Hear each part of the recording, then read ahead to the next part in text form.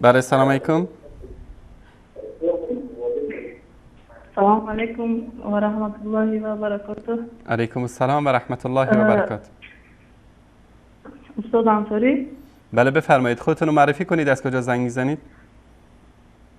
من از دوشنبه. از دوشنبه. بفرمایید من خواهر. نام خدا ما معرفی نکنم. بفرمایید. اصلا میخواستم از شما ایسا تشکر کنم برای برنامه‌های خیلی جالب سلامت باشید. که ما بله اصلا درباره برنامه‌ای که در یک هفته درباره تاجیکستان در آبها کمتر با شما میخواستم صحبت کنم. یک دو جمله اجازه میده که بفرمایید. از وقتی همین برنامه شما تشکیل شده است باور کنید تاجیکستان ما خیلی و یک بحری که طوفان در آنجا طوفان من همین مقصد شمال و من هم خیلی چیزها خلق به نهایت بی‌ضابطه شدگی هستن. درست. مقصد خیلی بیدار شدگی هستن. از شما تشکر میخواستیم و در برنامه موضوع امروزه شما که درباره شیعه ها من همین سخنها به نهایت باز یک بار دیگر از شما ممنون‌دار میشیم همین برنامه‌تون رو زیادتر کنید به خاطر که تاجیکستان ما خیلی از همین خیلی چیزها عقیب رفته است و اصلا نمیدونم شیعه چیست سنی چیست بسیار است.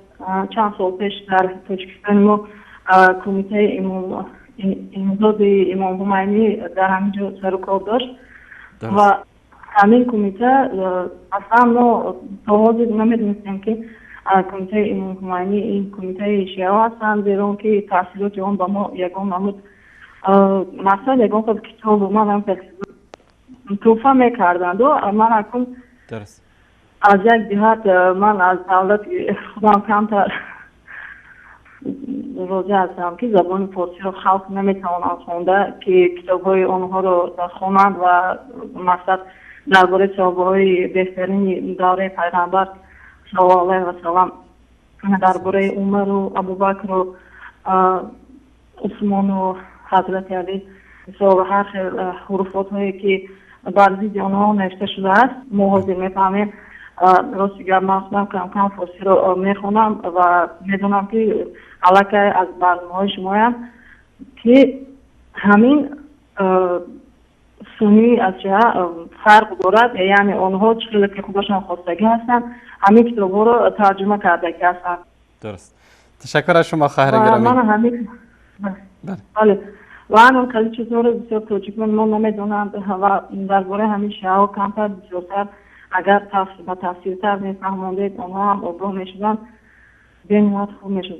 انشالله حتما انشالله درباره این موضوع هم برنامه خاصی خواهیم داشت. تشکر از شما خواهر گرامی. زنده باشید. تشکراتم هستم.